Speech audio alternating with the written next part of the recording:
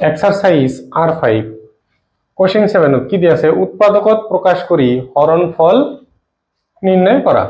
Question 1 দি আছে 4u² + 25u - 21 divided করিব দিছে u + 7 এর।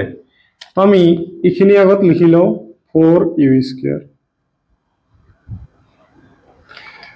সো ডিভাইডেড মানে আমি কি তলত লিখিব পারো u + 7। আমরা প্রথমতে কি কইছে উৎপাদকত প্রকাশ করি, প্রথমতে ইয়ার উৎপাদক উলিয়াম।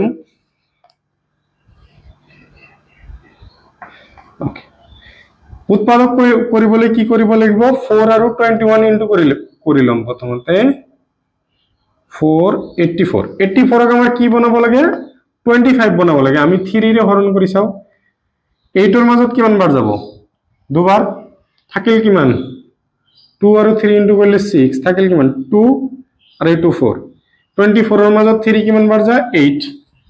সোয়া তো এই মাজতত কই যদি উৎপাদক ডাঙর হয়ে যায় ইয়ার আগত জি চিহ্ন দিয়া আছে এটা হবো আর ইয়ার বিপরীত চিহ্নটা হবো ইয়াতে। তেনে হলো 4u² + 28 আমি u 28 কি লিখিলো কারণ 4 এর লগত কমন লব পারিম -3u - 21। এটা এই দুটার কমন লম 4 ইনটু u² কি লিখব u ইনটু u 28 কি লিখব 4 ইনটু 7 ইনটু u। দুটার মাঝে কি কমন গল 4 আর কি কমন যায় u কমন গল। উপরে থাকিল কিমান u প্লাস চিহ্ন হবো কি হয় ইয়াতে প্লাস আছে আর হল 7। ইয়াতে যেহেতু মাইনাস দি আছে আমি মাইনাস লও 3u কি লিখব 3 ইনটু u আর 21 3 ইনটু 7 কমন কি আহিল আমার 3। নেক্সট আমি এইটোই লিখিলাম ইয়াতে আছে u + 7।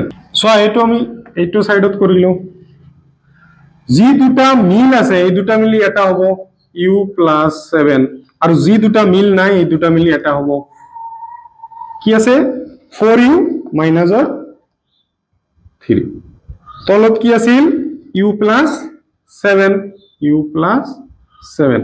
সো তলৰ u + 7 উপৰৰ u + 7 ক্যান্সেল গল থাকিল কিমান 4u - 3 হল। ভিডিওটো পজ কৰি লিখিলো। কোশ্চেন 2 কি দি আছে m² - 14m - 32 m + 2 রে আমাক হরণ কৰিব দিছে। সো আমি প্ৰথমতে উপৰত জি দি আছে এটু লিখি ললো। আমি জানো ডিভাইড মানে কি তলত লিখিব পাৰো m + 2। আমাক প্ৰথমতে কৈছে উৎপাদক কৰি ইয়াৰ আমি উৎপাদক কৰিম m² এৰ লগত কি আছে 1 1 আৰু 32 ইনটু কৰিলে কি হ'ব 32 হ'ব। 32 ক আমাৰ 14 বনাব লাগে 2 এৰে ভাগ কৰো 1 আহিল 12 6। সো ইয়াত কই যেহেতু ডাঙৰ আহি গল তেনহলে ইয়াৰ আগত জি চিহ্ন দিয়া আছে এটু চিহ্ন আৰু ইয়াৰ বিপৰীত চিহ্নটো ইয়াতে কি হ'ব m² - 16m + 2m - 32 হল। তলত লিখিলো m + 2 m + 2 কি লিখিম আমি ইয়াতে দুটার মাজত কি কমন যাব m কমন যাব ইয়াতে থাকিল কি m m² মানে m ইনটু m আৰু 16m মানে কি হ'ব 16 ইনটু m।